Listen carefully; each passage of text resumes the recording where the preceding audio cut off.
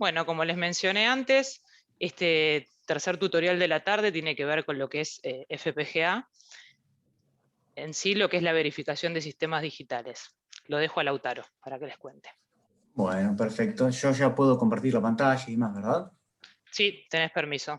Hacé A la prueba, ver, por favor. perfecto.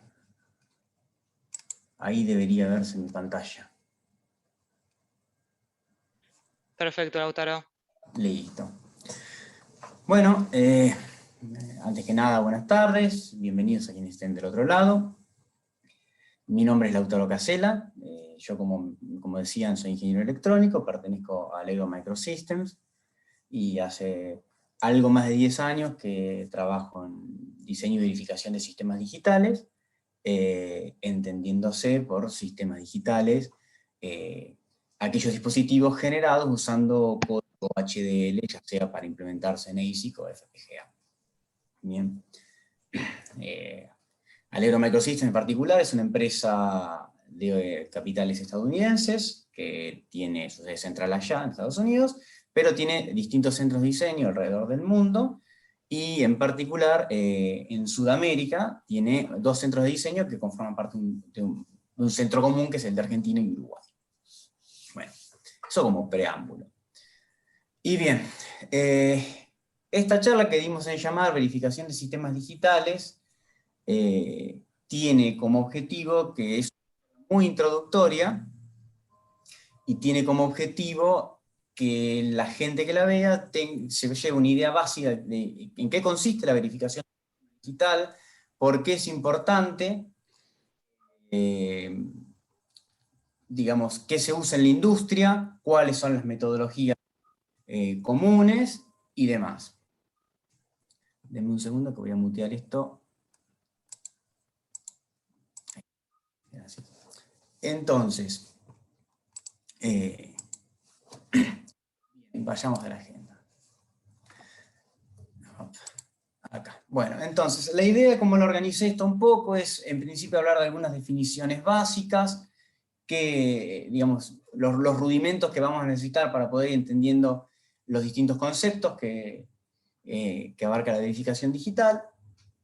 Un poco voy a hablar de las tendencias de la industria en este sentido, tanto, digamos, de lo que hacemos nosotros, Allegro, como lo que hacen otras empresas del rubro. Y después vamos a entrar específicamente en cuáles son los distintos métodos de verificación, qué son métricas de verificación, y en particular las metodologías estandarizadas que usa la industria, ¿no? En particular es UVM, Universal Verification Methodology, que quizás algunos han escuchado. Vamos a comentar un poco de qué se trata eso, y mi idea era cerrarlo con un muy pequeño ejemplo práctico, como para tratar de volcar toda esta charla, que va a ser quizás muy teórico, muy abstracta en principio, porque es más conceptual que otra cosa, en algo pragmático y tangible. Así que bueno, empecemos por lo básico y lo fundamental. ¿Qué entendemos por verificación digital? Y bueno, se entiende como verificación digital, ¿no?, el proceso para determinar si un diseño está hecho de acuerdo a las especificaciones funcionales y no funcionales que se dieron. Es decir, en todo proceso de diseño yo parto de un conjunto de especificaciones, un conjunto de requerimientos que me dicen qué debería hacer el sistema. De esos requerimientos se genera el diseño en sí, y la verificación trata sobre ese diseño de asegurarse de que se cumplan los requerimientos. Siempre la idea es modelar ese sistema, ese diseño, como una suerte de bloque que tiene entradas, a través de las cuales se puede estimular de distintas maneras, y salidas a través de las cuales uno recopila o puede ver la respuesta, cómo responde ese sistema ante un estímulo. Bien. Entonces, la idea siempre de la verificación va a ser actuar sobre las entradas y ver cómo responde. En líneas generales, cuando hablamos de ASIC o de FPGA, esto en particular es bien ASIC lo que estoy mostrando, pero salvo alguna diferencia que voy a mencionar, para FPGA es lo mismo. Este es el flujo, ¿no?, que se sigue en el proceso de un diseño digital. Como decía recién, y voy a enfatizar siempre, se parte de un conjunto de especificaciones que tienen que ser buenas, digamos, a mí, mi diseño y mi verificación no va a poder ser mejor de lo que son las especificaciones, en principio. Va a ser tan bueno como las especificaciones sean. Entonces, de ese conjunto de especificaciones, yo genero mi diseño. En este caso siempre estamos hablando de diseño en RTL, ¿no? O sea, hecho con código HDL, ya sea Verilog, o VHDL, o System Verilog, o lo que fuere, a nivel Register Transfer Level, ¿no? Y de ese diseño lo voy a verificar, ¿no? Dando distintos sets de estímulos, que es lo que vamos a llamar casos de prueba o test cases, ¿no? Que van a estimular el sistema y el sistema va a responder, y yo voy a comparar esa respuesta con lo que tengo especificado. Este proceso normalmente es un proceso iterativo, ¿no? Donde uno tiene que tanto corregir y modificando los casos de prueba como el diseño en sí mismo. Bien, en ese proceso iterativo en algún momento se converge a que uno, ya vamos a ver un poco más adelante cuáles son los criterios, pero en algún punto se van a satisfacer los criterios mínimos que se necesitan para decir, bueno, el sistema está verificado y yo puedo cumplir mis especificaciones, tanto funcionales como no funcionales. Cuando yo llego a ese punto, es donde empieza el camino para transformar ese diseño en lo que efectivamente se va a implementar físicamente. Y el primer paso después de eso es tomar ese RTL, ¿no? Y transformarlo, traducirlo a una implementación lógica, pero usando componentes que pueden implementarse físicamente, es decir, con puertas y flip-flop, básicamente. Eso se hace con una herramienta específica que logra traducir eso, una herramienta de síntesis. Cuando estoy en ese punto, yo tengo que asegurarme que lo que yo describí funcionalmente a un nivel de abstracción mayor, o sea, en RTL, es equivalente a lo que logré en nivel síntesis. Entonces empieza la verificación a nivel gate level, que se suele decir. Es nuevamente un proceso iterativo donde yo estimulo el sistema, tengo un set de test cases, me fijo cómo responde y voy corrigiendo lo que tenga que corregir, ya sea digamos, mi síntesis, porque ya lo dan por bueno el RTL en principio, o mi entorno de testbench, también podría ser, sería raro, no debería ocurrir, pero podría ser que uno encuentre algún problema que está a nivel mayor y tenga que volver más arriba, pero normalmente no ocurre, y lo que se hace cuando se llega a, digamos, de nuevo, a tener ciertos criterios de satisfacción, digamos, de las especificaciones a nivel gate level, se procede con la etapa final de la implementación de esto en un dispositivo para producción. No, lo que falta sería el place and route, digamos, el mapeo físico de esas compuertas a una placa de silicio, la fabricación y todo lo que lleva después, que es el testing, el packaging en silicio. Y en caso de FPGA, esto es ligeramente distinto, porque uno no manda a fabricar un silicio, digamos, ya tiene la placa la placa fabricada, y la implementación es más simple, pero la idea general es la misma. Bien, entonces esto que planteé al principio es como para tener una idea básica de dónde estamos parados, de qué tipo de proceso estamos hablando, y de qué es lo que queremos llegar.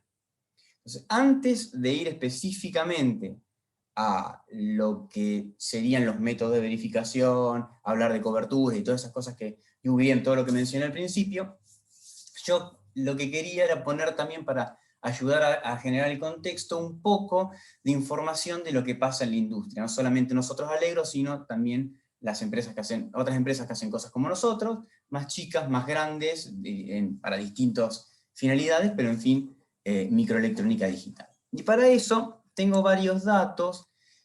Todos los datos que voy a mostrar vienen de una consultora de tecnología, que se llama Wilson Research Group. Estos en particular es un informe que hacen para Mentor, y este informe en particular son los resultados de octubre del 2020, donde se encuestaron o sondearon a alrededor de 1.500 empresas alrededor del mundo. Eso que ven arriba es la distribución de esas empresas sondeadas, que es más o menos pareja entre los 4 grandes centros de microelectrónica del mundo, que son Estados Unidos, Europa, el sudeste asiático e India, y hay un porcentaje muy chiquito que representamos todo el resto. Y todas esas empresas se dedican a hacer tanto ASIC como FPGA en proporciones bastante parejas, un poquito más de ASIC, ¿no? Y de, me pasará la siguiente, y de diverso tamaño, ¿no? Esto es el tamaño promedio de los productos que fabrican las empresas sondeadas, que acá pueden ver que van desde productos relativamente pequeños, con menos de 500.000 compuertas, hasta productos muy grandes, ¿no? Con más de 20.000 millones de compuertas. Si uno hiciese un desglose de estos datos acá en tercios, se encontraría con que hay un tercio de los fabricantes que trabajan con productos de hasta 1 millón de compuertas, otro tercio que trabaja entre 1 millón y 80 millones, y finalmente el tercio restante trabaja con dispositivos más grandes. Lo que quiero decir con esto es que el sondeo es bastante representativo de todo el rango de industria, de cosas pequeñas, como las que puede hacer Allegro, no se hace sensores fundamentalmente, entonces nuestros productos están en las dos primeras categorías generalmente, no son tan grandes, hasta cosas muy grandes como, no sé, microprocesadores para una PC, ¿no? Entonces, ¿y qué es lo interesante de todos estos sondeos? Si ustedes los quieren revisar, yo tengo acá en las referencias de donde saqué estos datos, hay muchísimos datos para ver. Pero yo recopilé algunos que me parecían interesantes para el contexto de lo que estamos hablando. ¿Y qué es lo interesante de esto? Miren, esto es el porcentaje del tiempo total que lleva un proyecto, el tiempo total de diseño de un proyecto, de un dispositivo, que se emplea en verificación. Tienen tendencias de varios años.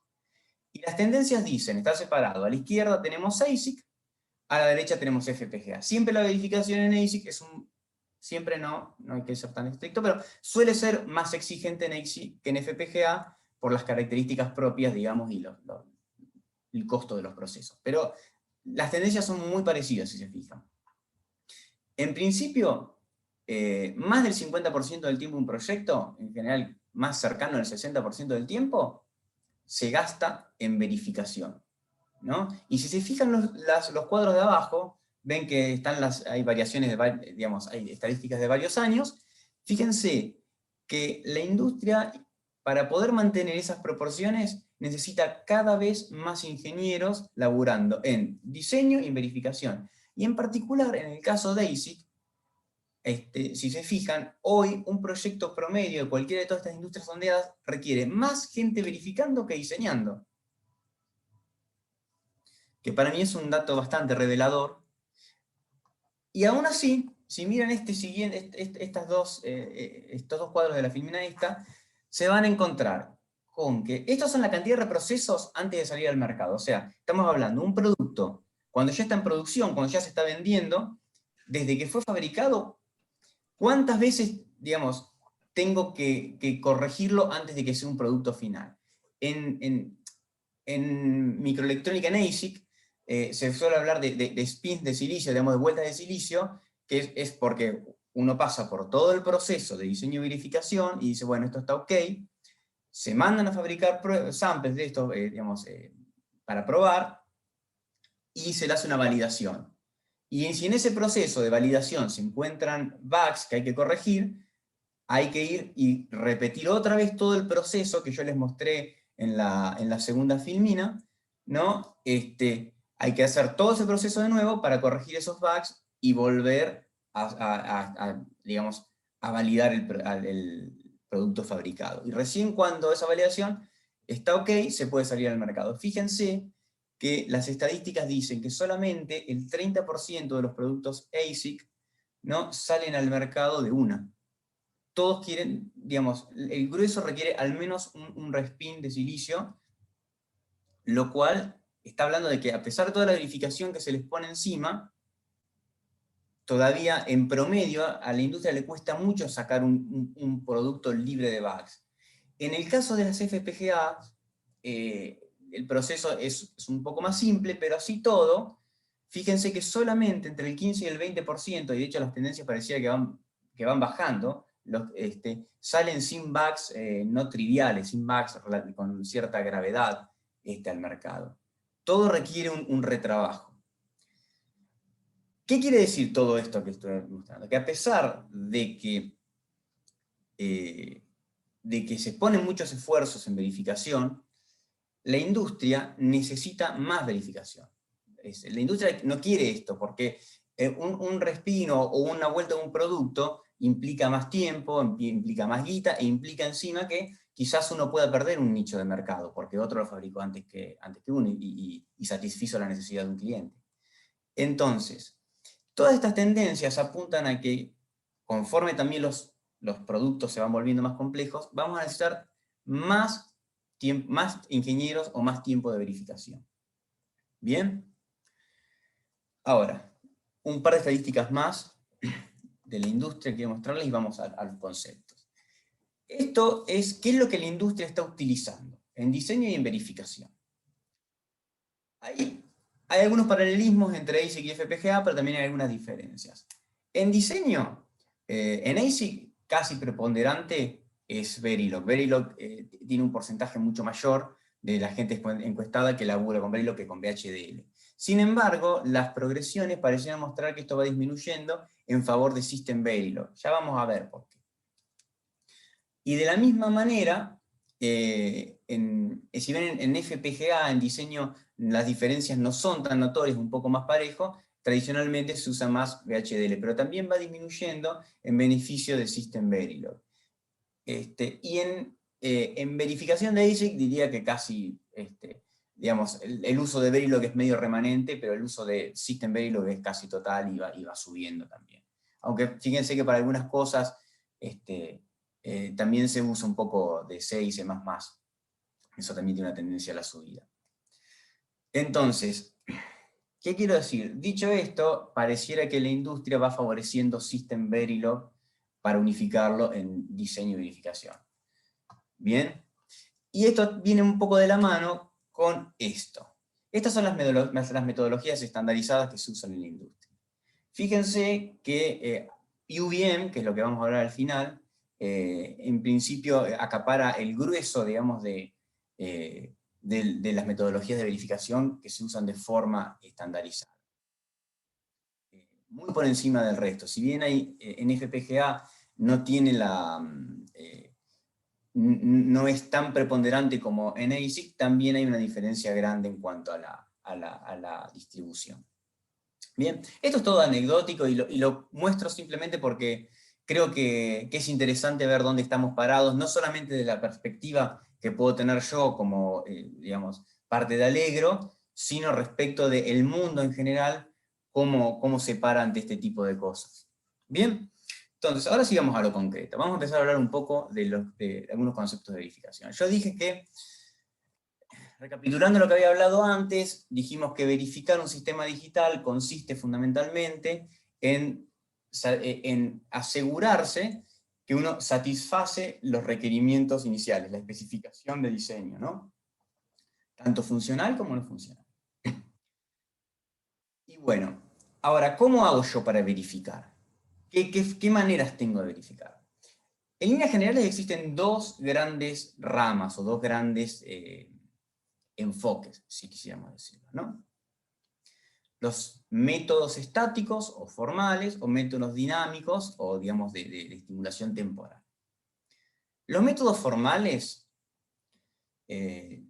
digamos, son aplicables cuando yo de alguna manera puedo agarrar mi sistema. Imagínense, siempre cuando nosotros hablamos de verificar, tomamos como les había comentado al principio, tomamos un sistema, que es básicamente un bloque, una caja con entradas y salidas. ¿Bien? Siempre hay una modelización de lo que yo voy a verificar de esa manera. Se le suele llamar DUT o Device Under Test, que vamos a verificar. Bueno, si yo agarro mi DUT y lo puedo modelar como en base a un conjunto, digamos, de propiedades abstractas, ¿no? Yo podría, en principio, aplicarle una metodología de verificación formal. Ahora, ¿qué quiere decir esto, modelar el sistema como un conjunto de propiedades abstractas? Quiere decir que yo puedo agarrar ese sistema y de alguna manera puedo describir su funcionamiento mediante algún tipo de lenguaje simbólico. ¿Bien? Eso quiere decir, yo podría, a ver, por ejemplo, si uno toma un ejemplo simple, yo podría agarrar, no sé, un sumador, ¿no? Tiene una entrada A, una entrada B, una salida C, que es la suma A más B, y no sé, un flag de overflow. Entonces yo podría decir que C es igual a A más B.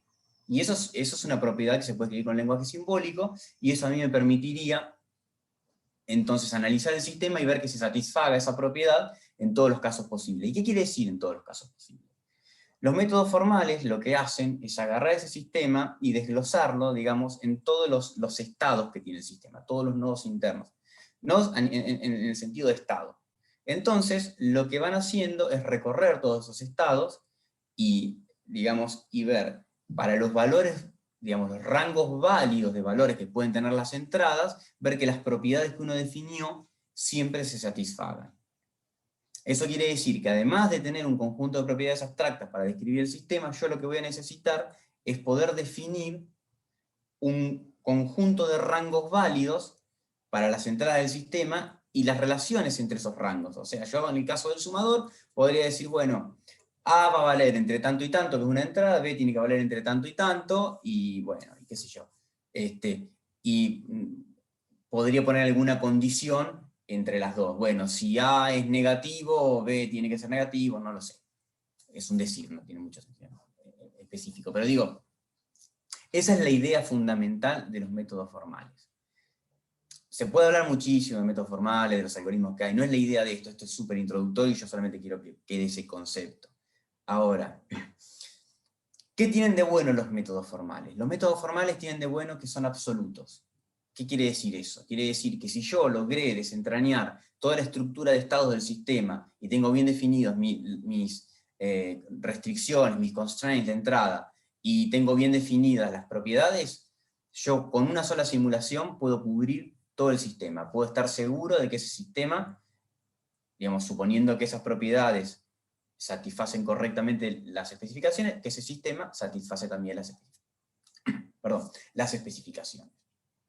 Bien, ahora bien, ¿cuáles son las desventajas que tienen estos sistemas? La primera desventaja, creo que cualquiera se la puede imaginar, es que no son del todo escalables. Cuando los sistemas empiezan a complejizarse, desde el punto de vista de lo que es el cálculo, la algorítmica, y ya se empieza a complicar. No es súper estos sistemas puedan converger descubriendo todos los estados del mismo. Ese es uno de los problemas. Y el otro problema, supongamos que eso lo podemos resolver, el otro problema es que también cuando un sistema es muy, muy complejo, a veces es muy difícil definir tanto las propiedades como las restricciones. A veces quizás la propiedad no sea tan difícil de definir porque puede que el sistema, por más que sea complejo, tenga una representación simbólica, una ecuación, por ejemplo. Ahora, a veces entender en un sistema muy complejo cuáles son las restricciones que yo tengo que poner a las entradas de ese sistema para poder probar de manera correcta esas propiedades, a veces no es tan fácil. Entonces, es fantástico cómo se puede usar, pero no se puede usar siempre. Ese es el corolario, digamos, de la verificación formal, ¿no? Por otro lado, el otro enfoque de verificación que tenemos, que es la verificación dinámica, que es mucho más intuitiva, y es lo que en realidad todos aprendemos a hacer desde la facultad, consiste en qué cosa. Y bueno, yo tengo el sistema, tengo las entradas, tengo las salidas, y lo que voy a hacer es estimularlo temporalmente. O sea, pensémoslo así.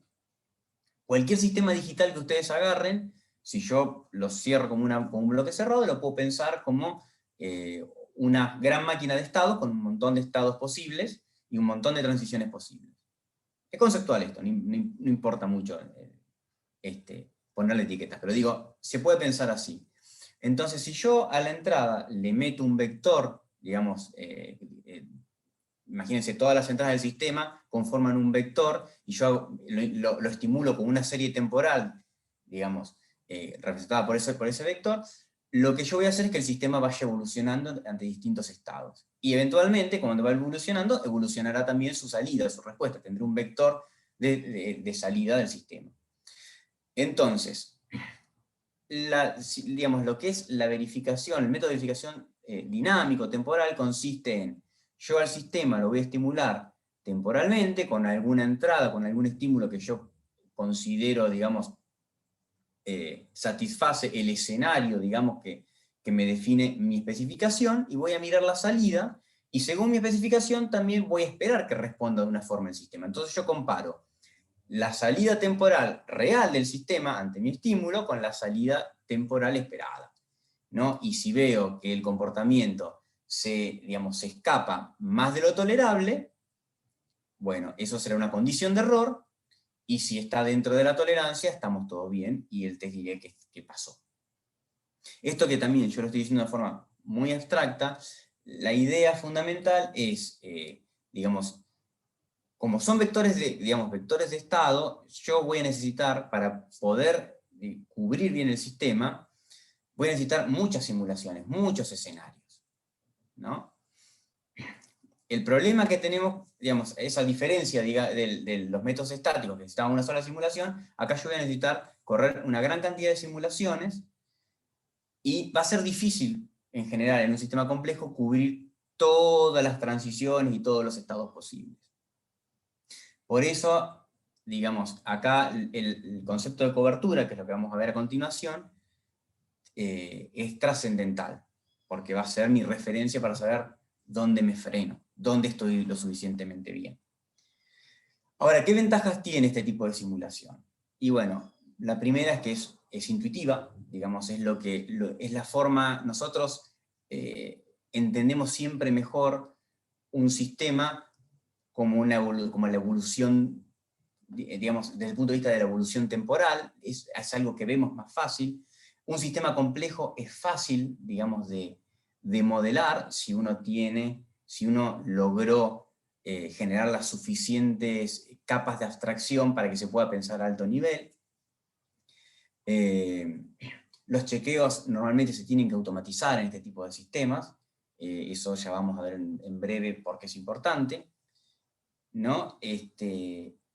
Pero bueno, como les digo, la gran contrapartida que tiene esto es que a veces es difícil obtener la cobertura total, ¿no? Y se requiere correr muchas simulaciones para llegar a un grado razonable de cobertura. Bien, no sé si estamos hasta acá, si alguien de los que estará perdido o no, si no yo voy siguiendo, cualquier cosa me frena. Entonces, hablemos de métricas. Yo hablé de cobertura, lo mencioné un poco. ¿Qué es métricas o cobertura? ¿Qué es esto y para qué sirve y cómo encaja en todo esto? Bueno, hay una definición bastante escueta, pero muy, muy cabal de lo que es una métrica o una cobertura. Es básicamente una medida objetiva que a uno le permite cuantificar si uno cumple o no cumple un requerimiento de la especificación, ¿no? Pero es muy importante la cuestión esta de una medida objetiva y que permita cuantificar, ¿de acuerdo? Entonces, hay dos tipos de métricas fundamentalmente cuando uno trabaja en verificación de sistemas digitales. Una cobertura es la de código y la otra es funcional. La cobertura de código, ¿no? Es básicamente, nos está diciendo de ese código HDL, digamos que tiene una representación abstracta del funcionamiento del sistema, ¿cuánto de ese código fue estimulado? ¿Qué quiere decir eso? Quiere decir, bueno, cuántas señales cambiaron de estado, cuántos bloques condicionales se ejecutaron, si se ejecutaron todas las condiciones, los rangos, etcétera, etcétera. ¿Qué pasa con la cobertura de código? La cobertura de código no ofrece ningún tipo de información funcional de manera directa. Alguno me dirá ahí, pero ¿cómo no ofrece? Bueno, de manera directa. Sí ofrece información funcional si uno hace la ingeniería inversa de lo que hace el sistema, pero eso no es práctico ni es lo correcto. Digamos, se supone que la verificación y el diseño van juntos, pero por caminos separados. ¿Ok? Porque si no se contaminan entre ellos. Entonces, cuando decimos que no ofrece información funcional de manera directa es, si yo veo que una señal cambia de estado, yo lo que puedo asegurar de esa señal es que con mi escenario de estimulación, yo a esa señal la hice moverse, la estimulé, la ejercité. Ahora, ¿eso me está diciendo algo si el sistema hace lo que tiene que hacer? No, porque no hay una relación directa entre los elementos de código y la especificación en el caso general. Entonces, ¿qué es lo importante de esto? La cobertura de código, miren, me acabo de dar cuenta que puse la cobertura funcional ahí. En esta línea de acá debería decir cobertura de código. La cobertura de código no asegura que el sistema funcione correctamente. ¿De acuerdo? La cobertura de código lo único que me dice es que yo ejercité el sistema. Ahora, si yo tengo un agujero en la cobertura de código, si yo veo que algo no se movió, estoy seguro que no lo estimulé. O sea, la conclusión es, la cobertura de código es una condición necesaria del proceso de verificación, pero no es una condición suficiente, no alcanza. No alcanza. La necesito en 100%, sí, para estar tranquilo de que yo estimule todo, y en consecuencia, lo que va a venir ahora, que es la cobertura funcional, es representativa. Entonces, ¿y qué es la cobertura funcional? Seguramente, intuitivamente, ya se deben dar cuenta. La cobertura funcional, básicamente, es la cobertura que yo tengo, ¿no? Digamos, es si yo satisfice un conjunto de propiedades que definí que se supone que están relacionadas con la especificación. Dicho de otra forma, son un conjunto de propiedades que yo puedo medir, ¿no? Y que me dicen si el sistema está funcionando como yo espero o no. Bien, entonces esto no tiene una representación directa, o no necesita tener una representación directa con la ejecución del código HDL. Puede ser una combinación de ejecuciones de distintos bloques, puede ser un montón de cosas, puede ser desde muy abstracta hasta algo más de bajo nivel. Pero lo importante es que lo que resulta de la cobertura funcional es algo que yo puedo entender, lo puedo mapear en mi cabeza a, digamos, algún requerimiento de la especificación. ¿Bien? ¿Vamos bien hasta ahí? Entonces, con todo esto hablamos de metodologías, hablamos de métodos estáticos, métodos dinámicos, hablamos de coberturas y demás, es con lo que la industria armó lo que fundamentalmente se usa, digamos, de manera mayoritaria, como metodología de verificación, que es esto. Este nombre, Constraint Random Coverage Driven Verification. ¿Esto qué quiere decir? Quiere decir que mi sistema de verificación va a usar, digamos, una verificación dinámica con las entradas que van a ser aleatorias. Esas entradas aleatorias van a tener ciertas restricciones, no van a poder valer cualquier cosa, van a tener que estar dentro de rangos que resulten razonables para el tipo de estímulo que yo quiero hacer, y con esas entradas aleatorias yo voy a generar una cobertura que va a ser funcional y de código, ¿no? A través de todos mis test de verificación. Entonces, la idea, si se fijan en el cuadrito, en la figurita esta que tengo abajo a la izquierda, la idea es, yo tengo todos mis conjuntos de test, todos mis escenarios que quiero probar, que provienen de la especificación, ¿no? O sea, con mi especificación genero mi hoja de ruta, que se le suele llamar Verification Plan, el plan que voy a seguir para verificar todos esos ítems, ¿no? Voy a correr esos tests, voy a levantar la cobertura de esos tests, voy a mirar la cobertura, me voy a fijar qué es lo que me faltó, ¿no? Voy a seguir corriendo test hasta que la cobertura esté llena. Cuando me encuentro que ya no avanzo más, que la cobertura se quedó, digamos, tiende a estabilizarse y no llego a cubrir algunos casos, me fijo si puedo hacer test particulares, que se suelen llamar test dirigidos, porque no hay variables aleatorias ahí, hay, digamos, la idea es ir justo al caso particular que no pude llegar haciendo sorteo de variables, y completar mi cobertura funcional. Esos test se suelen llamar test dirigidos, ¿no? Cuando yo tengo toda mi cobertura funcional cubierta, yo voy a decir que satisfice lo que la especificación me estaba requiriendo, ¿no? Dicho esto, es casi obvio que mi verificación, entonces, en todo caso, siempre va a ser tan buena como sea mi cobertura funcional. Si yo, cuando defino mis elementos de cobertura funcional, no cubro correctamente lo que la especificación me pide, mi verificación va a ser insuficiente. Bien, y de la misma manera, que es algo que ya dije hoy, si la especificación es insuficiente, yo no voy a poder pretender tener buena cobertura funcional o asegurar que el sistema funcione. Por eso hay algunas cosas que son fundamentales. Por eso una buena especificación, un buen plan de verificación con buena cobertura funcional es fundamental antes de ponerse a escribir cualquier tipo de código para llegar a buen puerto. Y para redondear esto, fíjense en el cuadrito que está acá a la derecha, que muestra un poco cómo suele ser la evolución, digamos, de este proceso de verificación, este sistema, digamos, Constraint Random Coverage Driven Verification, donde uno arranca, digamos, a correr test, y conforme va pasando el tiempo, fíjense que hay una parte que es plana al principio, porque hay todo un tiempo donde uno va, como les decía, uno va iterando hasta que tanto el RTL como el entorno de TestBench están en estado maduro, y cuando eso está maduro y todo anda más o menos bien, ahí uno empieza a levantar métricas. Entonces, ahí empieza a subir, a subir, a subir, y en algún momento eso se va a estabilizar. Y yo voy a encontrar que tengo agujeritos, cosas de, uy, mirá, corrí un montón de test y a este no le pego nunca. Y entonces, ¿qué se hace en ese caso? En ese caso se arman los test dirigidos para cubrir lo que falta. Y ahí llegamos a decir que la verificación está correcta, digamos, está finalizada, es el punto de donde uno termina. Y ahora, yo mencioné que uno itera y corre, itera. Eso tiene un nombre en particular en el proceso de verificación, que es regresión. Y les voy a mostrar esto. El término regresión casi es instintivo, ¿no? Digamos, la idea es que yo tengo el conjunto de mis tests, y lo que voy haciendo es, corro todos los tests. Los tests tienen que ser, para correr una regresión, tienen que ser self-checking, o sea, tienen que ser automáticos el resultado del test, si pasó o falló. Fíjense que hay una imagen ahí, que esa es una imagen real, de lo que representa una regresión. Una regresión ya en estado maduro, ¿no? Donde ya estás estable, con un 99.9% de paso, pero fíjense que se corrieron 8.218 test diferentes.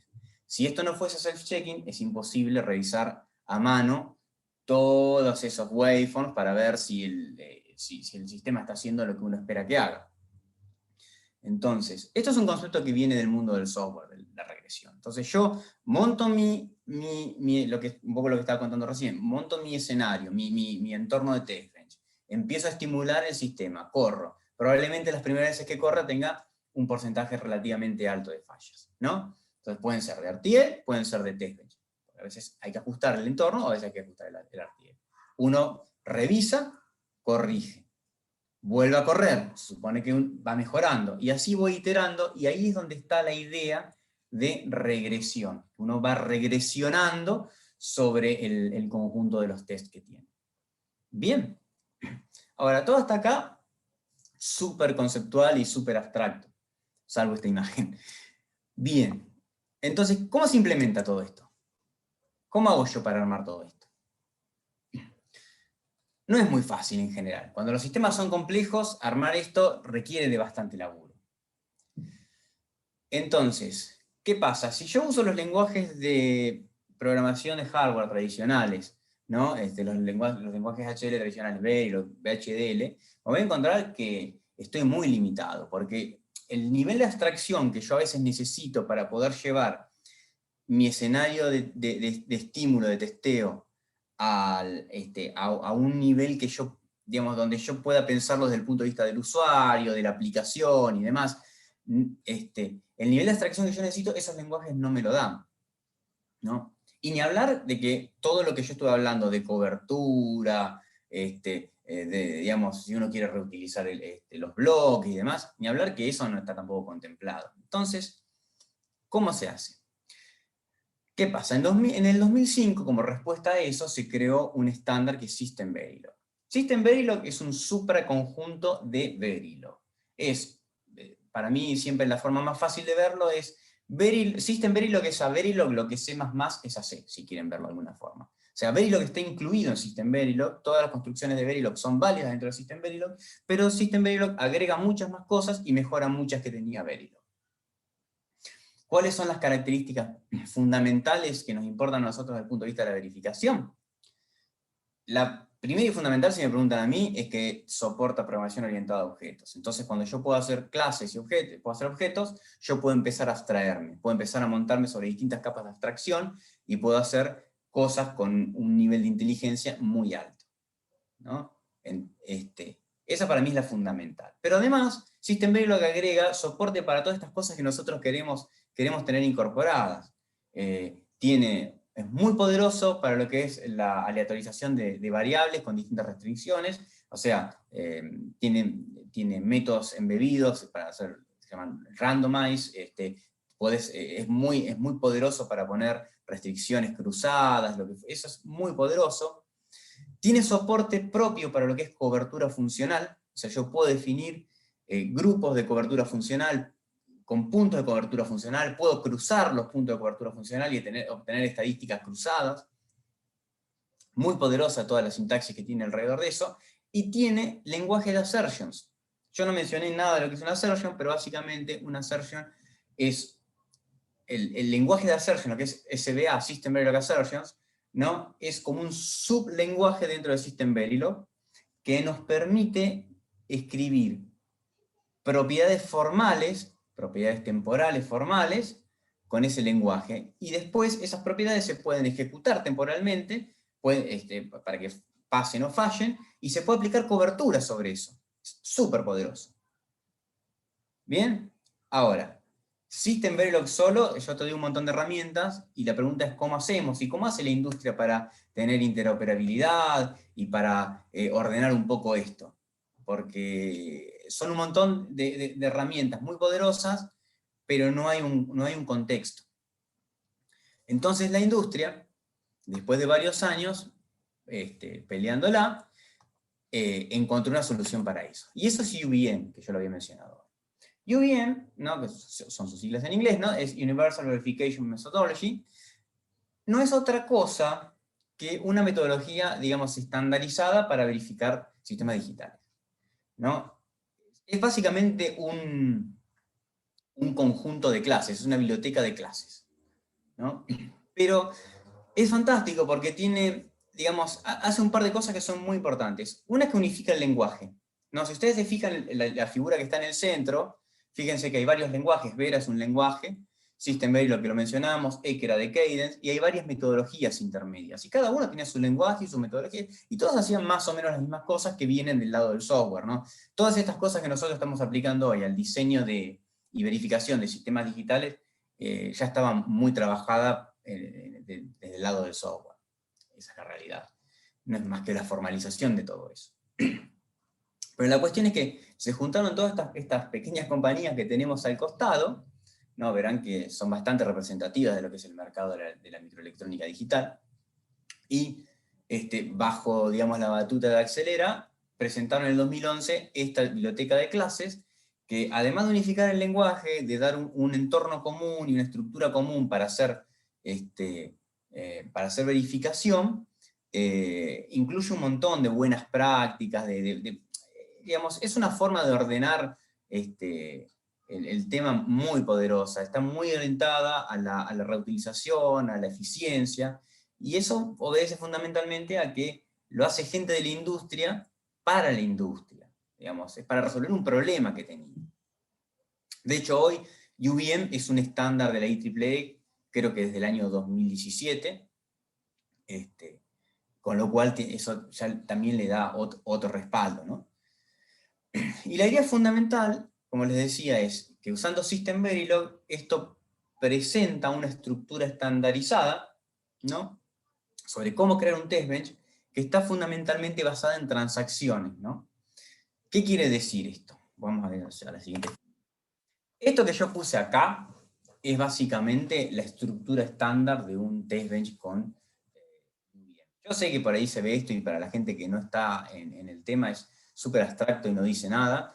De hecho, la estructura normal es bastante más compleja que esto, porque los agentes se repiten muchísimo, hay muchos agentes normalmente, pero voy a tratar de explicarlo fácilmente. Imagínense que el test bench está formado por un módulo top, que es una suerte de wrapper, donde yo lo que hago es instancio mi diseño, que es el DUT, como había dicho hoy, Design Under Testing, o Design Under Test, o device, o como quieran, y tengo una clase, que es el test, ¿no?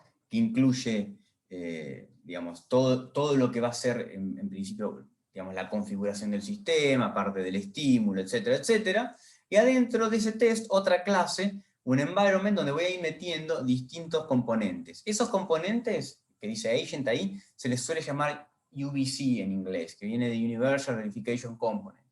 Y es ahí en parte donde radica la idea de reutilizar. Si yo tengo uno de esos componentes, un UVC, digamos, y lo pienso como un bloque que yo puedo conectar, digamos, en cualquier entorno que siga esta estructura, yo puedo reutilizarlo. ¿Bien? Entonces, ahí hay una estructura muy modular. ¿no? Y fíjense una cosa, SUBC tiene varios componentes y tiene una interfaz. La interfaz es la interfaz del System Verilog que me permite interconectar bloques, componentes, lo que fuese, ¿no? En este caso, es lo que la interfaz va a estar conectada a lo que van a ser los pines del dispositivo, digamos, las entradas y salidas lógicas de mi device under test. Y la idea esta de estimular las cosas a nivel transacción es, yo tengo ahí un sequencer, y un sequencer lo que va a hacer es generar secuencias, o transacciones, como le quieran llamar, que van a ser básicamente una estructura abstracta que representa lo que yo quiero hacer. Ahora voy a dar un ejemplo, porque yo sé que esto, dicho así todo en el aire, no es fácil de tragar. Pero síganme un poco el cuento por ahora. Yo agarro esa transacción, ¿no? Que es una estructura abstracta que va a tener variables, va a tener cosas adentro en principio, ¿no? Y se la mando a un driver. Y el driver es alguien que va a saber interpretar esa transacción, va a mirar esas variables que tiene adentro, esos campos que tiene adentro, va a ver qué valores tiene y va a decir, ah, bueno, yo tengo que hacer esto. Y esto, eso que yo digo, yo tengo que hacer esto, significa que de acuerdo a los valores que yo voy a tener en esa transacción, voy a poder estimular el sistema a través, bajo nivel, a nivel lógico, a nivel pines. ¿Bien? Y por otro lado voy a tener una cosa que se llama monitor, que también va a estar conectada a esa interfaz mirando los pines. Y ese monitor va a saber mirar esos movimientos lógicos y sacar información de ahí. Y esa información la va a encapsular, la va a empaquetar en una transacción y se la va a tirar a un scoreboard. Un scoreboard es una tabla de anotaciones, básicamente. Pero ¿cuál es la idea? El scoreboard va a recibir esa transacción empaquetada, procesada, más fácil de entender, y va a hacer cosas con esa transacción, va a hacer chequeos, va a decir, a ver, esta transacción va a funcionar, es lo que yo espero recibir, ¿no es? Y con eso me va a poder levantar una banderita de error, o me va a decir que el test pasó, por ejemplo. Ahora, pensémoslo, por ejemplo, como un ejemplito fácil, ¿no? Digo, imagínense que yo a mí me encanta usar para esto los protocolos de comunicaciones, porque suelen ser, a mi juicio, por lo menos muy gráficos. Imagínense que yo tengo que comunicarme con un dispositivo que tiene un mapa de memoria, con registro, bla, bla, bla, bla, bla, con un protocolo de comunicación, que puede ser un protocolo estándar, como que se usa mucho en la industria, SPI, cuadrado C, no sé, lo que ustedes quieran. Si yo lo tuviese que hacer a mano, yo tendría que, digo, a mano me refiero al código para escribir un registro, yo tendría que agarrar y decirle cómo tiene que mover cada una de las señales para hacer todas sincronizadas, para hacer todo el handshaking, la señalización, para mandar el paquete, que el otro lo reciba, etcétera, etcétera. La idea de ir empaquetando las cosas, de ir poniendo distintas capas de abstracción, es que yo le pueda decir, mirá, yo le podría decir en el test bench, escribí a tal registro. Y eso se lo manda a una capa de abstracción inferior que le dice, bueno, arma un paquete con estos valores, de acuerdo a lo que yo dije arriba, escribí a tal registro, y mandáselo al sequencer. Y el sequencer se lo manda al driver. Y el driver dice, ah, tengo esto con tales valores, entonces agarro y muevo las señales físicas, ¿no? Y el monitor agarra y levanta la respuesta, por ejemplo, y la empaqueta en U y se lo manda al scoreboard. Y el scoreboard dice, ah, mirá, el monitor me dijo que mandé tal transacción y esto respondió de tal manera. Entonces comparo, ¿es la respuesta esperada? Sí, no, éxito o fracaso, qué sé yo. ¿Se entiende? Yo sé que es muy abstracto, pero la idea es esa, es cuando uno empieza a empaquetar las cosas, empieza a tener distintos niveles de abstracción, las cosas se pueden analizar mucho más desde arriba, y no necesito estar pensando en el detalle de bajo nivel. Cuando yo estoy en el detalle de bajo nivel, pierdo perspectiva. Es inevitable eso. Si yo estoy mirando cómo se me mueve un bit, y es muy difícil pensar en la aplicación total. Y con los sistemas relativamente complejos, conforme sube la complejidad del sistema, eso se hace mucho más difícil. Entonces es necesario esto. Y esto provee la estructura estándar para poder hacer eso muy fácilmente. Y esto es un paneo súper superficial de lo que es UVM. Créanme que es sumamente poderoso. De hecho, esta estructura estándar, normalmente cuando uno tiene un sistema, esto, lo que yo les decía, los agentes se repiten mucho, uno tiene un scoreboard, el scoreboard recibe de todos lados transacciones, y esto está conectado con interfaces y puede estimular y chequear sistemas un poco más complejos. De hecho, lo que yo quería hacer era, para bajar un poco a tierra esto, era mostrarles un pedacito de un test, algún ejemplo de aplicación, para que se vea más o menos bien esto que les digo. A ver, creo que pongo esto acá directamente. Sí. A ver, déjenme ver. Bueno, miren, yo les mostré un pedacito, esto es un test de UVM. No importa mucho, ahora les voy a contar un poquito así, muy superficialmente, qué hace, pero lo que me interesa es que vean cuán simple es hacer esto. Esto es un test de UVM, ¿no? Entonces yo defino una clase y le pongo un nombre al test.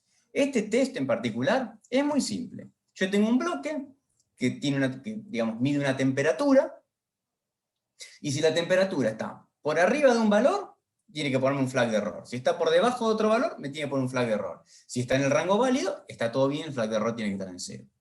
Muy simple, bien simple. Entonces, fíjense, yo hago el entorno del test, yo puedo definir tipos enumerados que me ayudan a entender, digamos, conceptualmente qué es lo que quiero hacer, variables aleatorias, con esta palabrita mágica que tiene System Verilog, y estas son las restricciones de las que hablaba. El constraint. Entonces le voy a decir, bueno, mira, esto va a ser random, va a ser aleatorio, pero en este rango. Esto tiene que ser aleatorio, pero en la intersección, en la unión de estos dos rangos, ¿no? Y fíjense, acá está la parte de la cobertura funcional. Miren, yo defino bins, estos bins, imagínense, bins es digamos, una barrita, ¿no? Como si yo estuviese haciendo una estadística de algo y estuviese sumando un puntito cada vez que se me cumple la condición. Entonces, yo tengo cover points. Estos cover points están definidos de forma, son simples. Yo lo único que mido es el valor de una variable. ¿De acuerdo? Entonces, de acuerdo al valor de variable, sumo un porotito en uno de los dos bines. ¿De acuerdo? Pasa con esto lo mismo. Entonces, fíjense, yo por ejemplo, este es el protocolo de comunicaciones con el que voy a escribir. Entonces pueden ser dos protocolos distintos. Entonces yo digo, bueno, si usé uno, le pongo un punto acá, si usé el otro, pongo un punto acá. A ver, ¿qué tipo de falla probé? Probé que estoy por abajo del umbral, por arriba del umbral, probé que, no sé, rompí algo en el medio. Algunos de esos son los 3 modos de falla que salen de la especificación. Después, otras cosas que no van a cuento, de dónde lo rompí, eso no importa, pues, porque habría que entrar en algunos detalles más, pero no importa. Pero digamos, otras cosas que a mí me interesa cumplir funcionalmente, no importa. Y fíjense acá abajo, esto es el cross coverage, ¿no? Digamos, la cobertura cruzada. O sea, yo cuando cruzo esto, lo que voy a encontrarme es decir, bueno, a ver, yo probé hacer error de sobretemperatura cuando usaba tal protocolo de comunicaciones y con tal canal de no sé qué, lo que fuere, ¿no? Y yo, gracias a ese tipo de cosas, o por ejemplo, qué sé yo, rangos de offset de temperatura, no importa para qué sirve en mi caso, digamos, es anecdótico, pero el punto es, yo puedo agarrar y cruzar todas las variables funcionales que me resultan de utilidad para saber qué tan buena es mi verificación. Y después, yo no mencioné nada del sistema de fases UVM, ni lo voy a hacer porque no viene a cuento para un curso de este tipo, pero fíjense una cosa, créanme que esto es el test. ¿Y qué hace el test? Bueno, arranco el test, fíjense, esto es la muestra de la cobertura, o sea, yo puedo elegir en qué momento miro esas señales, ¿no? Le puedo poner algún tipo de condicionamiento más complejo, alguna secuencia temporal, lo que fuere, para saber cuándo me interesa medir esa señal. ¿Y yo qué hago? Y bueno, el test le pongo un valor de acuerdo al modo, voy a escribir con un protocolo u otro, no importa, pongo un valor de temperatura al que tiene que ir el sistema, y me fijo de generar alguna de las fallas. Y dentro de lo que es generar la falla, esas son todas funciones, agarro, voy a llevar, por ejemplo, la temperatura por encima del máximo, espero que se llegue hasta ahí, me fijo si el registro se puso en el valor que tiene que ser, el flag en 1, pongo la temperatura en su valor normal y me fijo si lo puedo borrar. Ahora, a lo que voy es esto, no importan las funciones, los nombres, nada de eso. Lo que voy es, fíjense cuán simple es escribir un test. Claro, para hacer esto, uno tiene que estar montado sobre todo un montón de capas de abstracción para que algo tan directo y sencillo como escribir tal valor se traduzca en todo lo que tiene que hacer el dispositivo. Miren estos waveforms. Si yo agarro y lo hago más grande, ven, hay un modelo de temperatura, que cuando yo le digo que cambie la temperatura, puede cambiar exponencialmente, eso está modelado, cuán rápido cambia, qué nivel de ruido tiene, todo eso se puede configurar, puede ser aleatorio, qué sé yo qué, y acá estoy haciendo una transacción, en particular esta de protocolo SPI, que fíjense, yo para poder leer un registro tengo que hacer múltiples lecturas, no importa por qué, es una particularidad de este dispositivo, pero fíjense que yo lo único que dije fue, lee tal registro, y esto va, lo lee, estas son las transacciones de las que le hablaba, fíjense cómo tienen campos que me dicen qué es lo que estoy haciendo, el nombre del registro, es un registro que se llama error, ¿no? Si el address es válido, si estoy, no sé, lo que fuese, no importa, data, address, etcétera, qué tipo de operación. Esto me desglosa en estas dos transacciones, o sea, una capa más abajo, y fíjense que esto a su vez se desglosa en lo que es la señalización física no, lógica de las señales del dispositivo, son las entradas y la salida del sistema. ¿No? Ustedes ven acá, por ejemplo, al costadito, esto UVM test stop, es toda la estructura, este es el test, miren, este UVM test stop vendría a ser, para que esperen que perdí acá, vendría a ser este top de acá, ¿no? Y por otro lado tienen, hay otras cosas acá porque esto es un poco más complejo, pero no importa, tienen el environment y tienen un montón de agents metidos acá adentro, y adentro de un agent tienen todas las porquerías esas que les mostré hoy, el driver, el monitor, el sequencer, y adentro del sequencer tienen estas spice sequence que ustedes están viendo acá. Y otras capas de abstracción que tienen otras cosas acá adentro y demás. ¿De acuerdo? No quiero entrar en mucho más detalle, también se me está agotando el tiempo, ¿no? Que es más o menos lo que estaba pautado, pero la idea fundamental, lo que yo quería que quedara, digamos, de esto, es cómo mostrarles, aunque sea un poquito, con un ejemplo muy simple, ¿no? Cómo se pueden modelar cosas, y cuando yo tengo que escribir el estímulo, me es relativamente fácil hacer un escenario que tiene ciertas complejidades si uno lo empieza a desglosar en el bajo nivel, y digamos, de todas las cosas que hay que hacer para que pase lo que estaba pasando ahí. ¿Bien?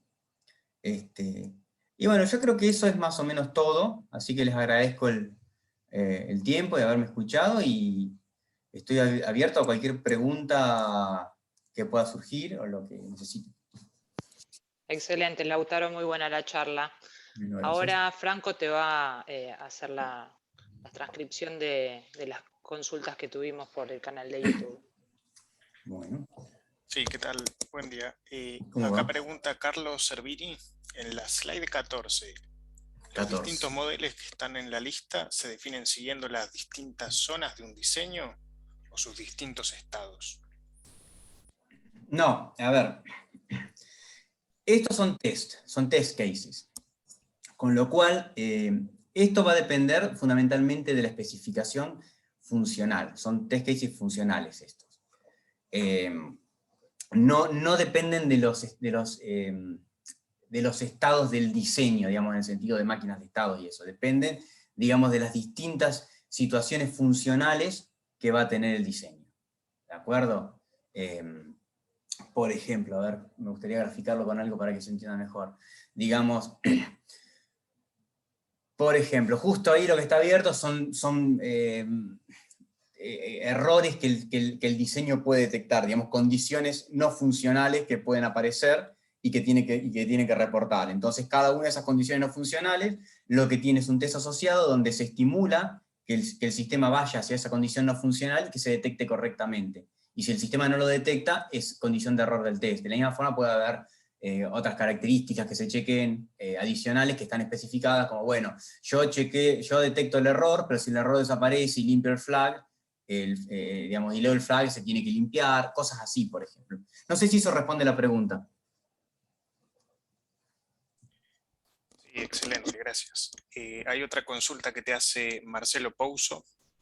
Pregunta, ¿qué herramientas utilizan para verificación con VM en ASIC? IDE, simulador, automatización. Nosotros usamos tenemos todo el flujo de Cadence en Allegro.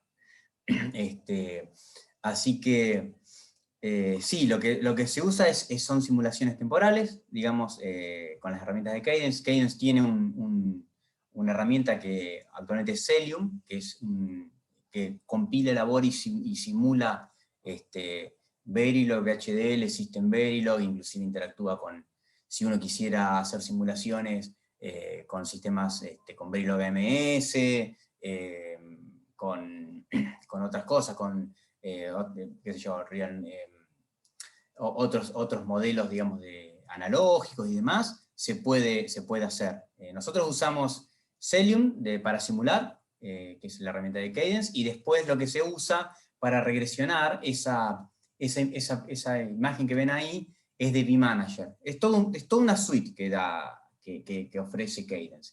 vManager básicamente es como un administrador, ¿no? Que trabaja en un sistema de grid y corre simulaciones, administra la ejecución, el parado, las licencias, chequea qué test pasan, qué no, calcula las estadísticas y además interacciona con la herramienta que tiene Cadence, que es el IMC, que sirve para levantar la cobertura funcional, la cobertura de código. Yo no puse nada acá de cobertura funcional de código, las imágenes, pero por ahí podría haber puesto, la verdad, que estoy pensando. Digamos, vManager es como una suite integral que interconecta todos los tools de Cadence. Entonces tenés el simulador, que es Celium, tenés que con Celium viene SymVision, que es el visualizador de señales que les estaba mostrando yo recién. De acá, este es el SymVision, es parte de la suite de Cadence, que se integra con Celium, y después tenés el IMC, que es el que levanta el coverage, ¿no? Y vManager lo que hace es juntar todo. Y además tiene, que no lo mostré yo, pero digamos, vManager también lo que tiene es que uno puede escribir el vPlan y definir, cuando uno define la cobertura funcional y de test en el vPlan, después todo queda integrado y vos podés mapear qué cobertura tenés de los test cases, de las assertions, de los cover points, a tu vPlan. Entonces vos tenés tu especificación mapeada al vPlan y lo único que mirás es el verification plan, que para que tenga la cobertura. Toda la cobertura está todo integrado ahí. No sé si eso apunta, si eso más o menos responde. Sí, está más que respondida la consulta. Acá me vuelve a preguntar Carlos Servini. ¿Esto se podrá aplicar, por ejemplo, también en un analizador lógico para verificar un diseño discreto? Se refiere a nivel didáctico. Sé que traen analizadores de protocolos, pero no sé si usan estos lenguajes. Con un analizador lógico,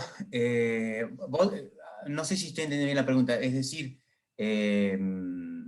¿embeber esto en un analizador lógico? Claro. Exacto. No sé si digamos, yo los analizadores lógicos que conozco tienen sistemas operativos, se les pueden instalar cosas, todos, pero no sé si esto es bastante pesado en procesamiento. Tampoco sé si, digamos, si ganas mucho metiéndolo en un analizador lógico, porque supongo que ya, si tenés el analizador lógico, ya tenés acceso a los pines. A veces la idea de esto es, digamos, creo yo, el punto fuerte de esto, y sobre todo en ASIC, es que uno puede debuguear bien los diseños antes de tener que implementarlos físicamente, digamos. Sobre todo en ASIC, porque ASIC es muy caro, digamos, los bugs salen muy caros, mandar a fabricar un wafer es caro. Si uno por ahí tiene el diseño físico, y se puede poner el sabor lógico, no sé si ganas mucho. No sé si contesta, capaz que no entendí bien la pregunta. No, entendiste bien la pregunta. Sí, contesta la consulta. Y por el momento no hay más preguntas. Bueno, fantástico. Entonces, yo, al que pueda interesar esto, creo que está mi mail de contacto por ahí. Lautaro, ¿querés pasarnos tu mail? Así lo dejamos escrito en el chat por si te quieren hacer alguna consulta más. Claro que sí, mira, ahí está acá. Te lo Perfecto, ahí se lo copia Franco. Perfecto. Bueno, muchísimas gracias. No, por favor, gracias a ustedes. Gracias por su tiempo y por la atención.